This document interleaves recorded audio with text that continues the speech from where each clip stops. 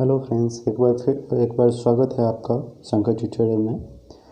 हम class 8 math को ही आगे बढ़ा रहे हैं और अभी जो हम करने वाले हैं वो है हमारा 8th चैप्टर कंपेयरिंग क्वांटिटीज़। इसका हम इंट्रोडक्शन करेंगे। तो सबसे पहले इंट्रोडक्शन करने के लिए इंट्रोडक्शन इसलिए करेंगे क्योंकि समझना ज़रूरी होता है कि क्या है, कैसे आगे बढ़ना है। तो सबसे पहले कुछ बेसिक सी चीज़ें जो आप क्लास 7th में पढ़े होंगे मैं पढ़ाऊँगा, लेकिन उसमें अभी टाइम है, पहले 8th का मैं कंप्लीट करना चाहता हूँ। तो पहला जो चीज़ है वो है डिस्काउंट। तो यहाँ पे हम पहला जो चीज़ करेंगे वो करेंगे डिस्काउंट। अभी डिस्काउंट सुन के बहुत सारे लोगों को बहुत मज़ा आता है। अब डिस्काउंट होता क्या है? तो डिस्काउंट की अगर हम बात करेंगे तो मार्केट प्राइस जो होगा उसमें से मान लीजिए market price minus selling price. अभी सेलिंग प्राइस, अभी मेरा थोड़ा ये लीजिए, अभी मैं इस पर एक डेफिनेशन ये एग्जांपल दूंगा। तो डिस्काउंट को मैं यहाँ डी से डिनोट करता हूँ और मार्केट प्राइस मान लीजिए किसी भी चीज़ का था 12 रुपीज़। उसको जब सेल करने के लिए वो दुकान वाला गया तो उसको सेल किया उसने 10 रुपीज़ में। तो मतलब क्या कि कितने का डिस्काउंट दिया उसने? 2 रुपीज़ का डिस्काउंट दिया। और जिनको भी डिस्काउंट पसंद है उनके लिए 2 रुपीज़ का डिस्काउंट क्या है? बहुत अच्छा डिस्काउंट है। उसके बाद एक टर्म आता है सीपी। अभी सीपी का मतलब क्या होता है? सीपी का मतलब होता है कॉस्ट प्राइस। और कॉस्ट प्राइस कैसे हम डिसाइड कर सकते हैं? तो सबसे पहले एक क्या होगा, एक तो होगा बाइंग प्राइस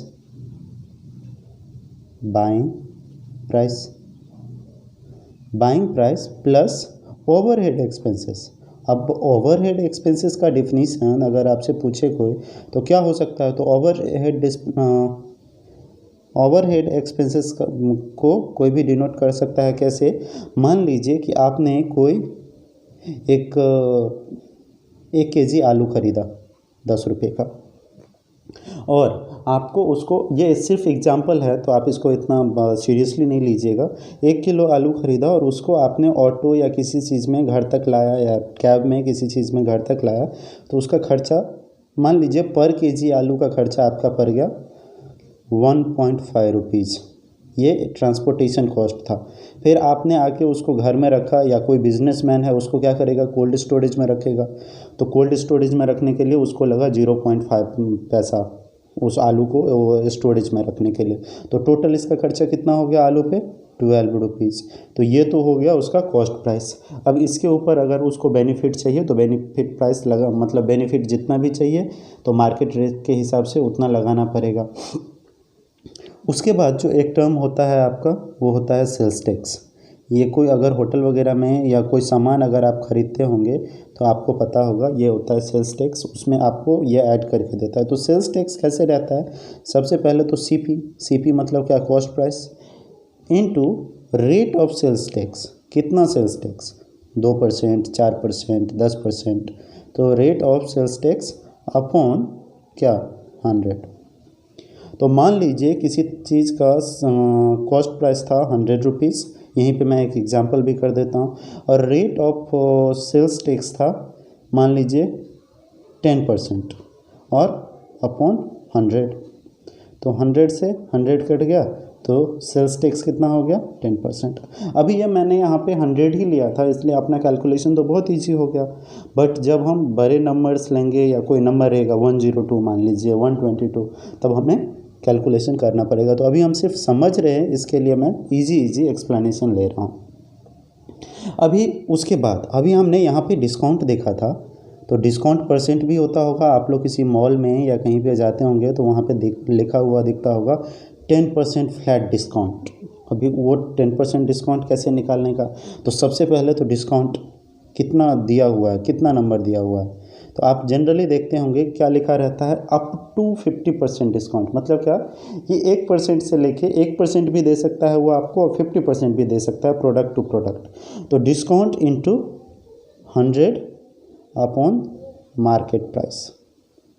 तो अभी देखिए डिस्काउंट मान लीजिए ₹50, 50% आप 50 रुपीज़ दिया आपको, इंटू 100 करना है, और मार्केट प्राइस उस चीज़ का था कितना, 200। तो इससे जब हम इसको डिवाइड करेंगे 100 से 200 को, तो ये 2 हो जाएगा। और अब हम यहाँ 50/2 जब लिखेंगे तो ये क्या हो जाएगा, 225 मतलब क्या, कितना परसेंट डिस्काउंट मिला हमें, 25%। Very simple. उसके बाद जो बिजनेसमैन हैं उनके लिए जो सबसे इम्पोर्टेंट होता है वो क्या रहता है, वो सबसे इम्पोर्टेंट चीज़ जो रहता है वो है प्रॉफिट परसेंट। अभी कोई भी बिजनेस जब करेगा भैया तो सबसे इम्पोर्टेंट तो उसके लाइफ में यही रहेगा ना। अगर प्रॉफिट नहीं होगा तो क्यों करेगा वो बिज़नेस। तो प्रॉफिट तभी होगा, मान लीजिए कि कोई चीज़ किसी ने 100 रुपीज़ का परचेज किया और उसको 102 में बेचा, तो उसको कितने का प्रॉफिट हुआ, 2 रुपीज़ का।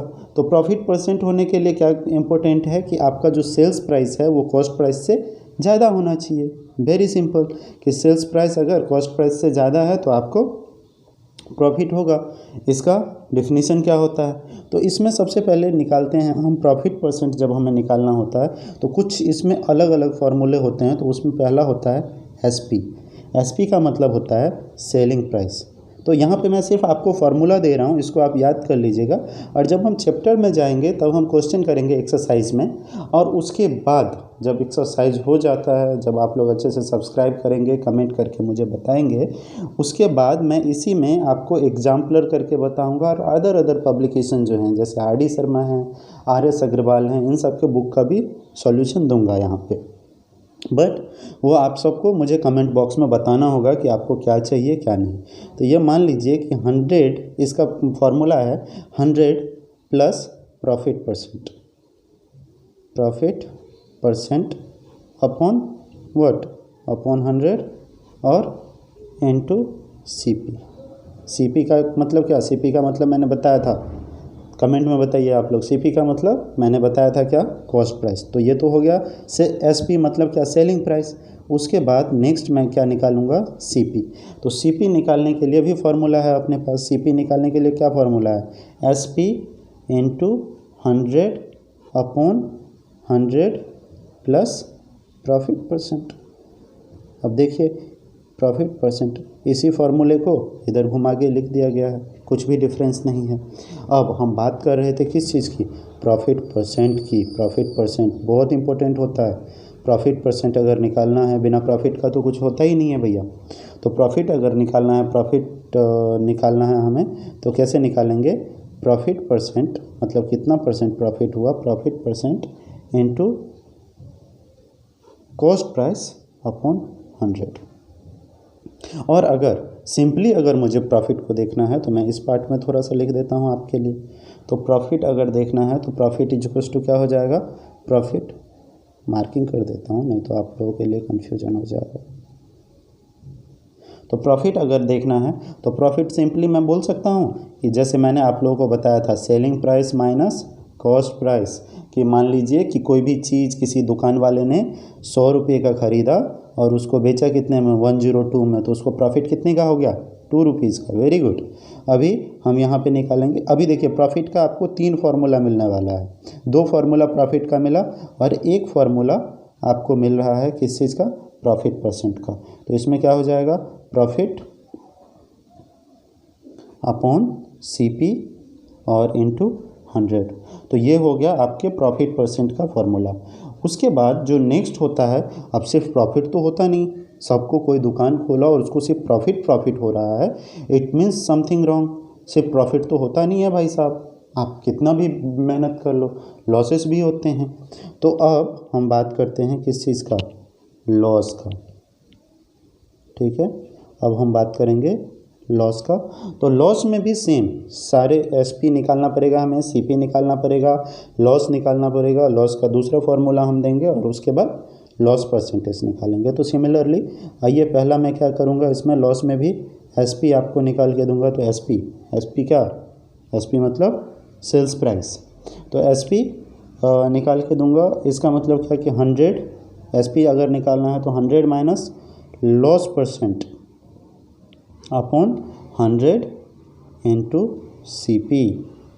मतलब क्या कि 100 माइनस लॉस जितना हुआ उसका परसेंटेज अपॉन 100 और CP मतलब कॉस्ट प्राइस।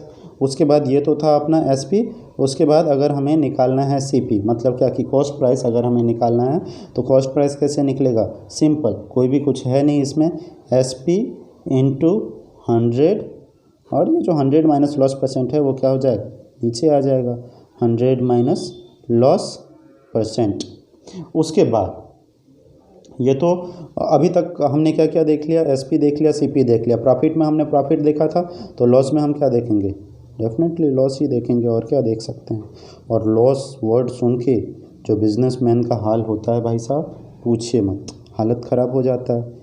क्यों, क्योंकि बहुत बुरा वर्ड है, कौन अपना पैसा खोना चाहता है। तो लॉस अगर निकालना है तो क्या हो जाएगा, loss percent into CP means what, cost price. बार बार मैं बोल रहा हूँ, ध्यान रखिएगा। कोई कमेंट बॉक्स में ये मत बताना सर ये क्या SP CP आप लिख देते हो, समझ में नहीं आता है। तो loss percent into CP upon 100, CP means cost price. अब एक और फार्मूला है लॉस का, वो क्या, तो लॉस का नेक्स्ट फार्मूला है लॉस कब होगा, तो कॉस्ट प्राइस जब ज़्यादा रहे और सेलिंग प्राइस जब कम रहे। तो मान लीजिए दुकान वाले ने कोई भी सामान 102 में ख़रीदा और बेचा कितने में, 100 रुपीज़ में, मीन्स व्हाट, उसने 2 रुपये का अपना नुकसान करवा लिया। अभी लॉस परसेंट उसी दुकान वाले को लॉस परसेंट अपना कैलकुलेट करना है, तो लॉस परसेंट कैलकुलेट करने के लिए क्या करना पड़ेगा, लॉस अपॉन CP इंटू 100। अभी देख लीजिए, क्लियर है, फॉर्मूला एक जैसे ही हैं सारे के सारे, कोई तो डिफरेंस है नहीं। उसके बाद दो चीज़ होता है जो बहुत छोटे छोटे हैं, वो मैं आपको इसमें बता देता हूँ। एक होता है क्या, इंक्रीज परसेंट एक चीज़ होता है। तो इंक्रीज परसेंट का फॉर्मूला अगर हमसे कोई पूछे तो हम क्या बोलेंगे, तो इंक्रीज परसेंट का फॉर्मूला हो जाता है increase upon original value. Increase मतलब क्या कि कोई भी चीज़ बढ़ जाना, मान लीजिए प्राइस बढ़ गया तो ये प्राइस बढ़ने के लिए है, तो इंक्रीज जितना बढ़ा है वो प्लस ओरिजिनल वैल्यू जितने में उसने ख़रीदा था वो इंटू 100, और जो भी रिजल्ट आएगा उसके साथ हम क्या करेंगे, परसेंटेज का साइन लगा लेंगे। अब जब इंक्रीज वैल्यू हमने निकाल ही लिया है तो एक चीज़ और हम निकाल लेते हैं, वो क्या भैया, तो डिक्रीज वैल्यू भी कभी कभी कम भी करना पड़ता है कि नहीं भाई साहब। क्यों, वो एक ही सामान बहुत दिन तक मान लीजिए दुकान में रखा हुआ है और बिक नहीं रहा है, तो दुकान वाला क्या सोचेगा, यार 2 रुपया कम में भी अगर बिक रहा है तो बेच दो इसको, क्योंकि रखने से भी कोई बेनिफिट तो हमें है नहीं इसका। तो डिक्रीज अपॉन भी original value, same original value into 100, और जो भी होगा वो परसेंटेज में। तो ये था आपका आज का ये इंट्रोडक्शन पार्ट 1 किस चीज़ के लिए, कंपेयरिंग क्वांटिटी के लिए। आप लोग इसको अच्छे से देखिए, समझिए, कुछ अगर समझ में नहीं आता है तो कमेंट बॉक्स में बताइए, और प्लीज़ सब्सक्राइब कीजिए चैनल को। Thank you so much.